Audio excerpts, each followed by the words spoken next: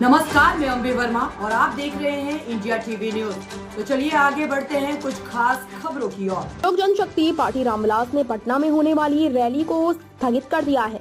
लोक जनशक्ति पार्टी रामविलास ने पटना में नवंबर में होने वाली रैली को स्थगित कर दिया गया। यह रैली स्थगित करने का कारण चुनाव बताया जा रहा है और झारखंड में चुनाव को बताया जा रहा है। प्रदेश अध्यक्ष राजू तिवारी ने कहा कि रैली स्थगित कर दी गई है और इसकी आप जानकारी बाद में दी जाएगी।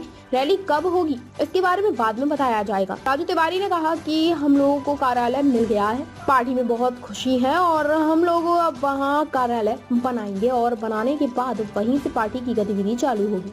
उन्होंने कहा कि कौन क्या बोलता है इससे फर्क नहीं पड़ता है। अब जिसे जो भी कार्यालय आमंत्रित करना है वह सरकार का काम है, उसे मामले में हमें कोई हस्तक्षेप करना नहीं है। राजू तिवारी ने कहा कि चारों यूपी चुनाव जो बिहार में हुए हैं, एनडीए चुनाव जीत रही है। चेयरमैन प्रशांत कुमार सिंह की विशेष रिपोर्ट। स्पष्ट रूप से मैं बता दूं, मेरे पार्टी में थे, पार्टी के प्राथमिक सदस्य से भी अब उनको हटा दिया गया है। पार्टी का उनसे कोई सरोकार नहीं, कोई वास्ता नहीं।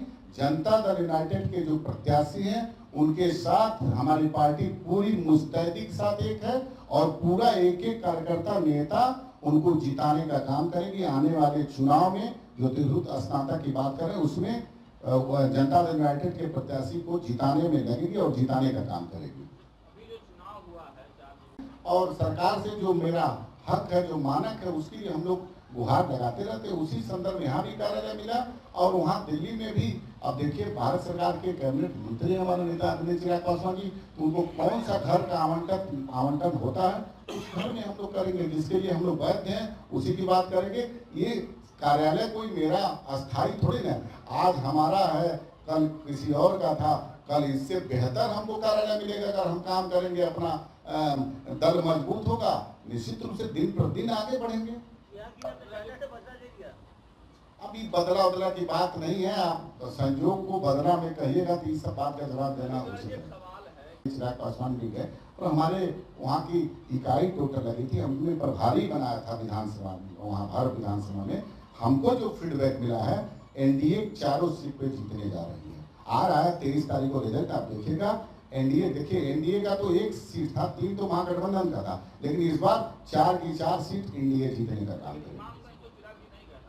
अब देखिए, इमामगंज ही नहीं गए, रामगढ़ भी नहीं गए, क्योंकि मान लीजिए व्यस्ततम कार्यक्रम है ना। आपने देखा होगा कि यहीं से झारखंड के लगभग आधा दर्जन विधानसभा में जाने का काम किया चिराग पासवान जी ने, तो समयाभाव में नहीं गए, ऐसा नहीं है। लेकिन पार्टी के सारे नेता हमारे हर विधानसभा जो उपचुनाव था वहां लगे हुए थे। आप वहां के प्रत्याशी और वहां के लोगों के जाकर के आप लोग तो गए होंगे। एक एक लोक जनशक्ति पार्टी रामविलास का कार्यकर्ता एनडीए गठबंधन के जो भी उम्मीदवार थे चारों जगह, सबको जिताने में अपनी महत्वपूर्ण भूमिका निभाया है और रिजल्ट आएगा उसमें देखिएगा।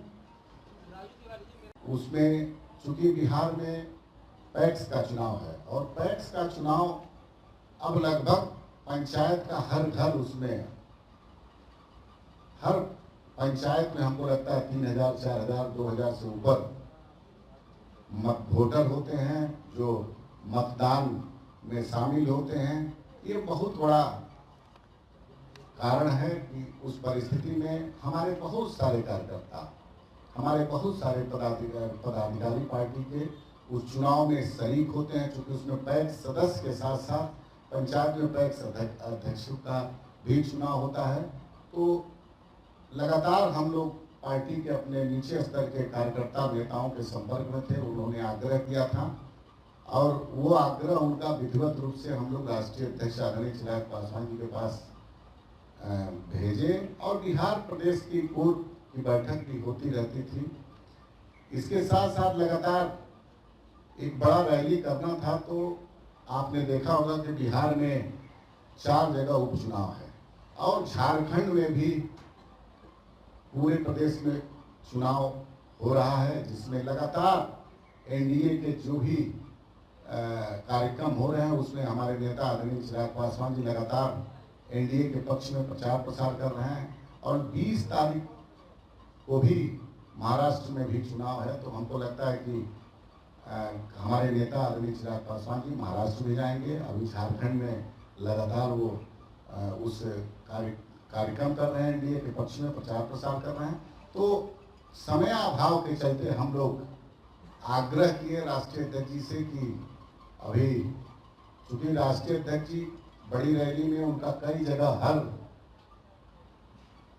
कमिश्नरी में उनका कार्यक्रम लगना था और समय अभाव के चलते और चुनाव चूंकि अगले वर्ष है तो इसलिए इसको तत्काल राष्ट्रीय अध्यक्ष जी से हम लोग अनुरोध किए जिसको स्थगित किया गया है और हमको लगता है कि जल्द ही फिर राष्ट्रीय अध्यक्ष के साथ बैठक करके हम लोग अपना जो कार्यक्रम एक बिहार फर्स्ट बिहारी फर्स्ट संकल्प महारैली जो होनी है उसको हम लोग फरवरी मार्च के आसपास अब उनसे बात विचार विमर्श करके हम लोग फिर आपको जैसा होगा उस डेट की घोषणा आप लोग करेंगे और आप लोगों को उसमें बताया जाएगा। इसी क्रम में ये सरकारी बंगला अस्थायी नहीं है।